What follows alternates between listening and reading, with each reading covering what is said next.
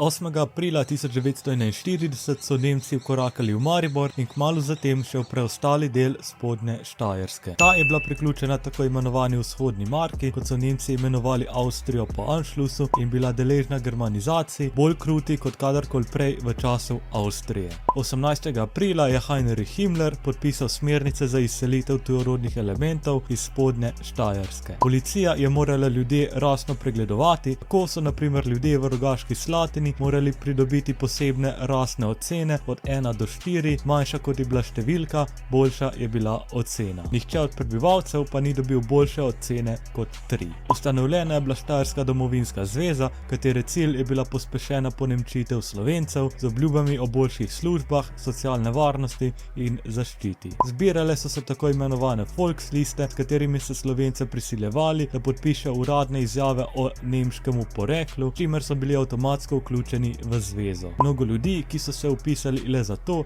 da bi se izognili nemški represiji, je kasneje pristalo na seznamih kolaborantov in bilo tarča še partizanskega gibanja. Zloglasni program množične neprostovoljne evtanazije Akcija T4 je bil dejaven tudi na Štajerskem in več kot 500 ljudi iz različnih zdravstvenih ustanov je bilo odpeljanih in zaplinjenih. Nemci so imeli na piki zlasti izobražence, duhovnike in cerkev nasploh. Gnanih ali interniranih je bilo več kot 400 duhovnikov, samo v celjski škofiji, ker jih je bilo pred vojno 400, pa jih je po njej ostalo samo še okoli 30. Duhovniki so bili steber narodne zavesti in pogosto edini izobraženci na podeželju, za kar so bili preganjeni že v času Avstrije. Mnogo staršev je moralo utrpeti izgubo otrok, ki so jih Nemci poslali na prevzgojo v Nemčijo, veliko teh otrok se ni nikoli vrnilo. Skupno je bilo deportirano več kot 80.000 Slovencev, medtem ko je bilo priseljenih več kot 12.000 Nemcev iz Tirolske in drugih območij, da bi zasedli domove preganih Slovencev. Zadnje nemške enote so spodnjo Štajersko zapustile maja 1945 in s tem je načrt popolne germanizacije zgodovinsko dokončno propadel.